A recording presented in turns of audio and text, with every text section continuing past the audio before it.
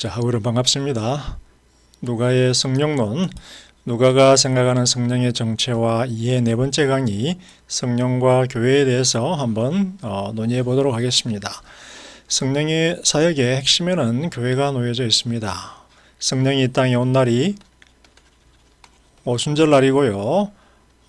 성령이 이 땅에 임한 날이 오순절날이고, 오순절날은 바로 교회의 생일입니다. 따라서 성령과 교회는 누가가 사도행전에서 강조하는 성령의 이해와 정체에 대한 가장 중요한 주제라고 할 수가 있습니다. 초대교회 공동체의 특징들, 초대교회의 공동체니까 초대교회 교회의 특징들입니다. 사도행전 2장 4장에 보게 되면 예루살렘 교회의 오순절날이 두 번 임하게 됩니다. 그 결과 교회가 어떤 모습으로 교회가 탄생하게 되고 그 교회 안에는 특별한 양상들, 모습들이 발견하게 됩니다. 대략 네 가지 정도의 특징들이 공통적으로 발견이 되고 있는데요. 첫 번째는 제자들이 공통적으로 경험한 성령 세례입니다. 모든 제자들이 공통적으로 성령 세례를 경험을 하게 됩니다. 그리고 그들의 성령 세례 이면에는 공통된 믿음이 존재하는데요. 그것은 바로 예수가 주이면서 하나님의 아들이면서 메시아라는 그런 공통된 믿음이 있습니다. 기독론적 믿음이 들어가 있고 성령 체험이 있습니다. 세 번째는 자신들의 공동체가 하나님의 참된 백성이라는 자의식입니다. 무언가 우리들의 모임이 단순히 그냥 일과성으로 일회성으로 모여서 끝나는 것이 아니라 우리의 모임은 하나님 앞에서 특별한 모임이다라는 것입니다. 우리가 바로 하나님의 참된 백성이다라는 것입니다. 네 번째는 공동체의 다른 구성원들을 상호 돕고 돌아보아야 한다는 책임의식입니다. 하나의 공동체, 하나됨이기 때문에 그 공동체 안의 구성원들은 서로 하나님의 자녀들이지요. 형제자매들입니다. 따라서 서로 돌아보아야 한다는 책임의식, 공통된 성령 세례, 공통된 믿음, 공통된 자의식, 공통된 책임의식이 이 네 가지가 존재하게 됩니다. 초대교회의 많은 공동체들 가운데서도 예루살렘 교회, 첫 번째 교회지요. 그리고 안디옥 교회가 가장 번성하게 됩니다. 예루살렘 교회는 유대인 사역을, 안디옥 교회는 이방인 사역을 주도합니다. 예루살렘 교회는 2장과 4장에서 강조가 되고 있고요. 안디옥 교회는 13장에서, 사도행전 13장에서 설명이 되고 있습니다. 그러나 이 세 번째, 여러분들이 눈치채셨겠지만 세 번째 특징은 잠재적인 갈등의 요소입니다. 왜냐하면 유대인들 간의 갈등 속에서 누가 참된 하나님의 백성인가라고 하는 질문을 남겨두기 때문입니다. 유대인들이 왜 교회를 핍박하고 사도들을 핍박했는지에 대한 중요한 이유 중에 하나입니다. 자, 오순절 성령 세례와 교회의 탄생에 대해서 한번 보도록 하겠습니다. 오순절 성령 세례, 사도행전 2장 1, 4절에 보게 되면 성령 충만함이 임하게 됩니다. 하늘로부터 불이 있었고요. 그 다음에 혓바닥처럼 갈라지는 불이 있었고요. 소리가 있었습니다. 그리고 언어들이 있었고요. 하나님에 대한 찬양이 있었습니다. 이들은 성령 충만함을 경험하게 되자 하나님을 향한 새로운 열정을 소유하게 되었습니다. 죽어있던 그들의 영성이 살아난 거죠. 그리고 새로운 종말의 때, 성령은 종말의 영입니다. 종말의 날 부어질 하나님의 은사이기 때문에 새로운 종말의 때가 시작되었다라는 긴박한 의식이 제자들의 마음속에 발생하게 되고요. 이러한 긴박한 의식 속에서 제자들은 복음 전파에 전념하게 됩니다.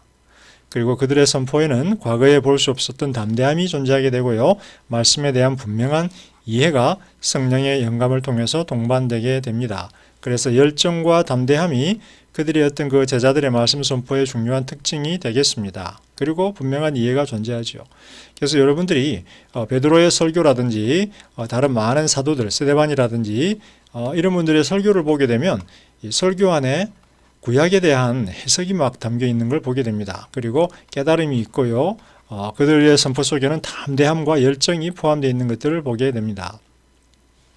그런데 오순절 성령 세례의 가장 중요한 사건은 바로 교회의 탄생에 있습니다. 제자들이 함께 모여서 하나님을 경배하고요. 교제하면서 세례를 베풉니다. 하나님에 대한 경배가 제일 중요하고요. 자녀들 간의 상호 간의 교제와 세례 등장하고요. 그 다음에 모든 것을 함께 공유하게 됩니다. 서로 아무도 시키지 않았지만 자신의 것들을 팔아서 서로 공유하면서 함께 나누는 소유 공동체가 생기게 됩니다. 새로운 믿음 공동체가 예루살렘에 등장하게 되었습니다. 새로운 믿음 공동체가. 따라서 중요한 질문이 발생하게 되죠. 기존 하나님의 백성인 이스라엘과의 관계, 기존 하나님의 백성인 이스라엘과 새로운 믿음 공동체, 교회 간의 관계는 어떻게 될까요? 누가 참된 이스라엘일까요? 어떤 근거로 우리가 참되다라고, 우리가 참된 하나님의 백성이다라고 판단을 내릴 수 있을까요? 갈등의 소지가 그 안에 등장하게 되고요. 초대교회 성도들은, 초대교회의 지도자들은, 성도들과 지도자들은 구약을 연구하면서 자신들의 백성 공동체됨에 대한 중요한 신학적인 근거를 제시하기 위해서 성경을 많이 공부할 것입니다.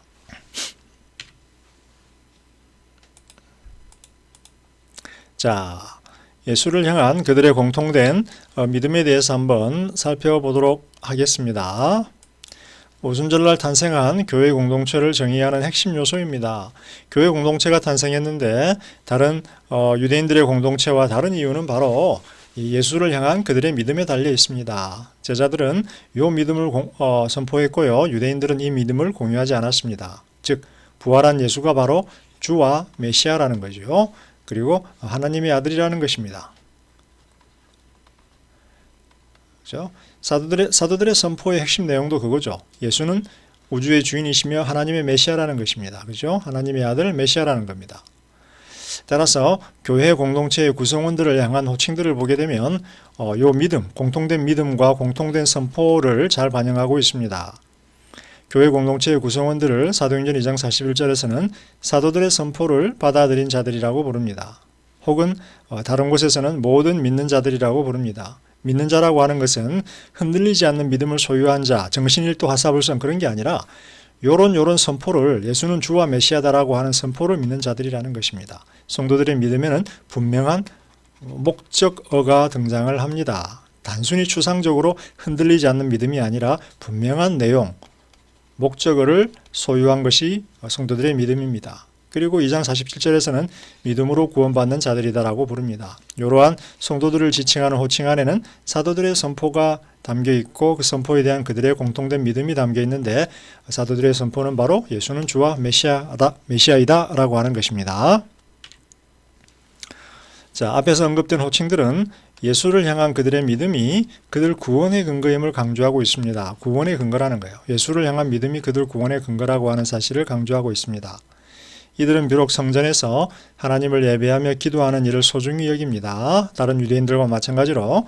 그렇지만 부활하고 승천한 예수 그리스도가 거하는 하늘, 땅이 아니죠. 하늘, 즉 사람의 손이 아닌 하나님의 손에 의해서 지음받은 성전을 사모합니다. 지금 제자들이 이렇게 모여 있는데 성전이 이렇게 있어요. 눈에 보이는 이 땅의 성전 참석을 해요. 그렇지만 그들은 예수 그리스도가 거하고 있는 하늘의 성전을 사모한다라는 거예요. 그래서 땅의 성전이 있고 하늘의 성전을 사모하죠. 땅의 성전은 사람의 손, 하늘의 성전은 사람의 손이 아닌 하나님의 손에 의해서 지음받은 성전이라는 거예요. 그래서 시간이 지나갈수록 이 땅의 성전보다 하늘의 성전에 대한 제자들의 어떤 그런 강조점이 더 부각이 되게 됩니다. 이 사실은 스데반의 순교의 직접적인 이유이기도 합니다. 스데반은 7장에서 보게 되면 땅에 있는 성전, 하나님을 담아둘 수 없다라는 겁니다. 시편의 기자가 이야기하듯이 하나님의 머리는 하늘을 베개 삼고 땅을 발 모퉁이 돌 삼는다라는 것입니다. 다윗의 시편을 인용하면서 하나님의 손에 의해서 지음받은 성전을 찬양하고 그 중요성을 강조함에도 불구하고 스데반에게 돌을 치게 되는 유대인들의 어떤 그런 살인 행위의 직접적인 계기가 되죠. 사도행전 21장에 보게 되면 바울이 감옥에 갇히는데요. 그 갇히게 되는 예루살렘에서 갇히게 되는데 예루살렘에서 감옥에 갇히는 이유도 바로 성전 모독죄입니다. 성전 모독죄, 그 다음에 율법 모독죄. 특별히 성전 모독죄가 더 크죠. 바울 같은 경우는 율법도 모독했지만 그래서 초대교회 성도들은 스데반이나 바울을 비롯한 초대교회 성도들은 하나님의 성전을 모독하는 자들이라고 불렸습니다. 진실일까요? 아니죠. 그들은 하늘에 있는 성전을 사모했습니다. 성령과 이방인 교회들의 탄생에 대해서 한번 살펴보도록 하겠습니다. 사도행전에서 제일 중요한 요소가 바로 이건데요. 성령을 통한 성령이 유도하는 교회의 탄생이 예루살렘에 머물지 않고 사마리아와 땅끝까지, 사마리아와 유대 땅 그리고 온 땅끝까지 흘러가야 된다는 것입니다. 예루살렘과 유대와 사마리아와 땅끝까지. 따라서 이방인 교회들의 탄생이 바로 사도행전에서 강조하는 성령 사역의, 성령 체험의, 성령 세례의 가장 중요한 결과 중에 하나입니다. 예루살렘에서 교회가 탄생한 이후에 핍박이, 스데반의 죽음으로 말미암는 핍박이 일어나고요. 7 집사 중에 하나인 빌립이 사마리아의 전도를 행하게 됩니다. 사도행전 8장. 빌립은 하나님 나라와 예수 복음에 대해서 선포를 하게 되는데요. 빌립의 전도로 사마리아의 사마리아인들이 믿음으로 돌아오게 됩니다. 그리고 이 소식을 접한 베드로가 사마리아인들을 안수하자 사마리아인들이 성령 세례를 체험하게 됩니다. 그리고 사마리아에서 오순절 날이 재현되고요. 사마리아의 여러 마을에서 교회 공동체들이 탄생하게 됩니다. 근데 곧이어 성령은 이방인 고넬료와 사실은 빌립과 이디오피아 내시가 있죠. 어떻게 보면 빌립이 이방인 선교의 어떤 최초의 어떤 그런 최초로 사용된 인물이라고 볼 수도 있겠네요. 빌립이 이디오피아 내시 에게 복음을 전했으니까. 그렇지만 이방인 사역의 제일 중요성은, 선교의 중요성은 베드로를 통해서 전개됩니다. 이방인 고넬료와 베드로의 만남이 주선이 되죠. 10장에서. 그리고 그의 설교를 듣고 고넬료와 가족들 그리고 많은 이방인들이 성령 세례를 체험합니다. 그리고 믿음의 공동체를 형성하게 되지요. 사도행전 10장. 이방인 교회가 사마리아 그리고 이방인 고넬료 가정에서 탄생을 하게 됩니다.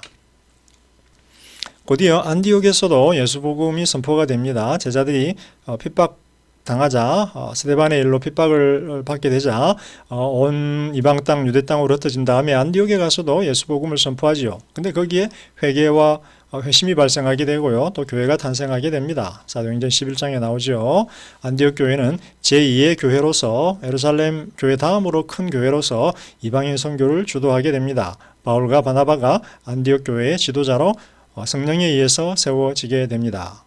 이후 바울이 선교를 여행을 떠납니다. 4차에 걸친 선교 여행을 하지요.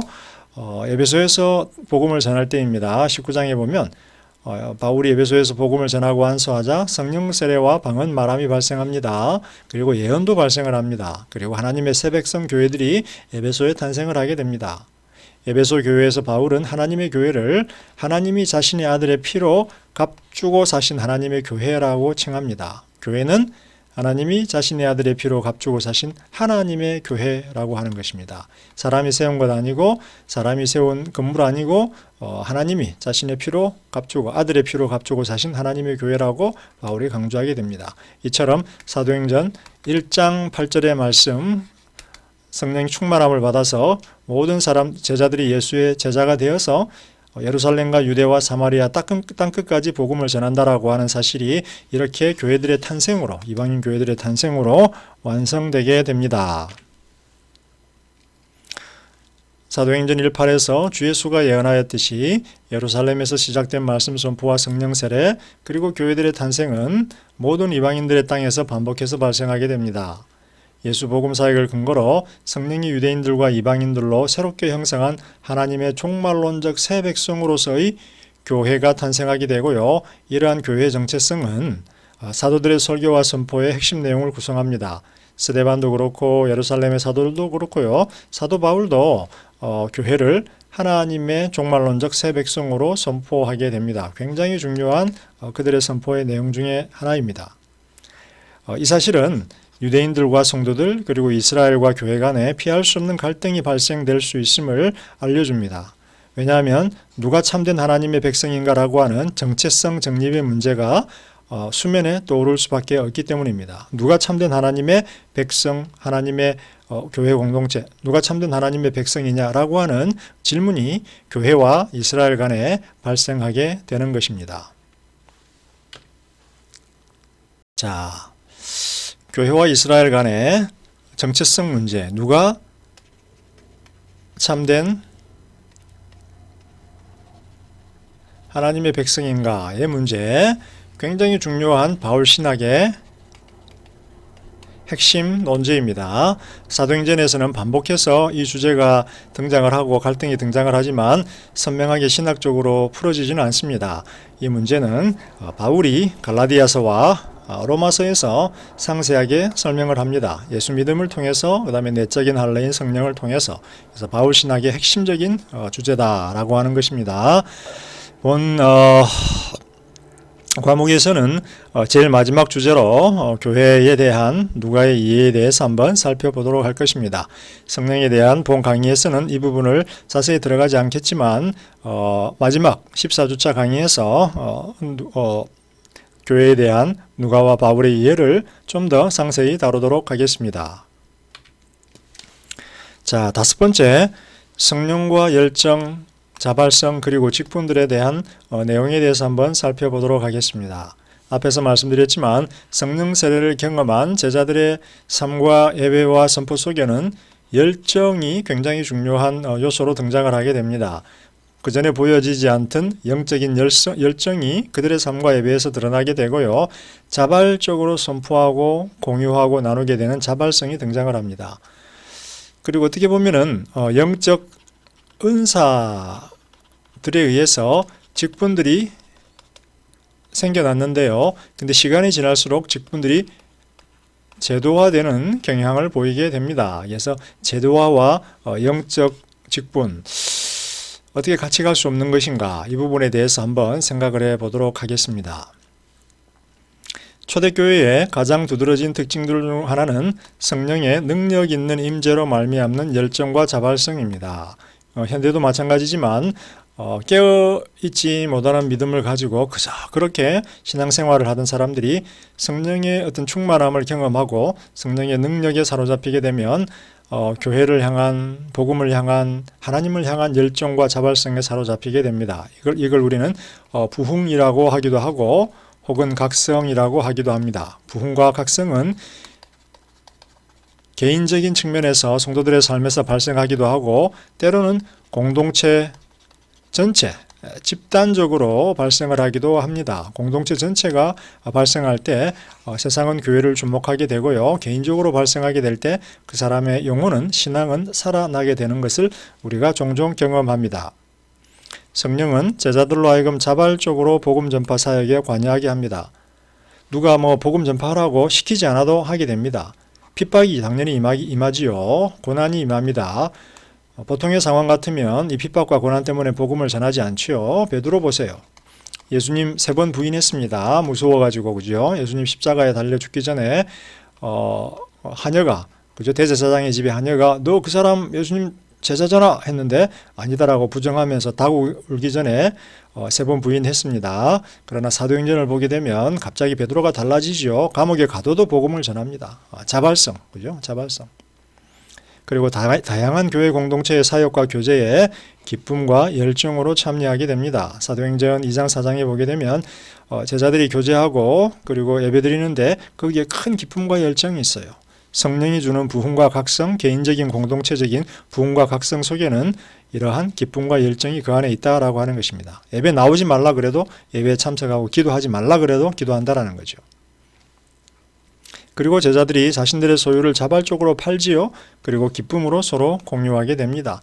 구제, 그리고 봉사에 열정을 보이게 된다라는 것입니다. 물론 예배와 찬양 그리고 기도에 영적인 열정이 충만하고요. 생기가 넘치게 됩니다. 성령은 하나님의 생명의 기운이기 때문에 성령이 임하는 곳에는 생기가 충만하게 임하게 됩니다. 영적인 각성, 생명, 살아남이 이 안에 발생하게 되는 것입니다. 그러나 곧이어 발생하는 사역자들의 세워짐과 다양한 직분들이 등장을 하면서 교회는 시간이 지날수록 제도화하게 됩니다. 자, 처음에 12사도들이 세워지지요. 이들은 말씀과 기도 사역에 열심을 내게 됩니다. 그리고 좀 있어 7 집사들이 세워집니다. 이들은 구제와 봉사를 위해서 세워지지요. 그런데 이게 과연 옳을까라는 생각을 한번 해봅니다. 7 집사들의 조건이 성령과 지혜가 충만한 자들입니다. 성령과 지혜가 충만하다라고 하는 것은 설교자들의 어떤 특징이기도 하지요. 그래서 7 집사들이 원래는 구제와 봉사를 위해서 선택되었다라고 하지만 스데반과 빌립을 보게 되면 이들은 설교자들이었습니다. 말씀을 전했고 지혜롭게 전했고요. 논쟁을 펼쳤고요. 선포하는 자들이었기 때문에 거의 12사도와 유사한 역할을 감당하는 걸 볼 수 있습니다. 따라서 7 집사들은 헬라파 유대인들의 지도자였다라고 우리는 생각해 볼 수 있습니다. 그러나 헬라파 지도자 7 집사들의 어떤 그런 지도력은 12사도들의 지도력 밑에 놓여졌습니다. 그런데 12사도들 안에는 베드로, 야고보, 요한이라고 하는 세 기둥이 존재했고요. 어떻게 보면 그들의 권위를 뛰어넘는 야고보가 예루살렘의 지도자로 등장을 했습니다. 예수님의 형제이기 때문에 로얄 패밀리잖아요. 로얄 패밀리이기 때문에 베드로한테 잘못하면 그냥 그랬나 본다 한데 야고보한테 잘못하면 예수님 만날 때 굉장히 곤란한 상황에 처해지기 때문에 예수님의 형제인 야고보의 권위가 예루살렘에서 탁월하게 높아지게 되고요. 이 세 기둥조차도 야고보의 눈치를 보게 되는 상황이 발생하게 됩니다. 갈라디아서 2장 9절에 등장하지요. 그리고 예루살렘 교회 안에는 장로들의 모임이 등장을 합니다. 사도행전 11장, 21장. 그래서 이들은 사도들과 함께 양들을 치리하는 일들을 같이 하게 됩니다. 안디옥 교회 같은 경우는요, 선지자와 선생들이 세워지는데 바울과 바나바 그리고 아가보와 같은 선지자들이 존재했고요. 또 여러 말씀을 연구하고 가르치는 선생들이 존재했습니다. 그래서 안디옥 교회 같은 신학적인 어떤 발전 기지로 기능을 하게 되고요. 바울은 안디옥 교회에서 초대교회 전통을 배우게 됩니다.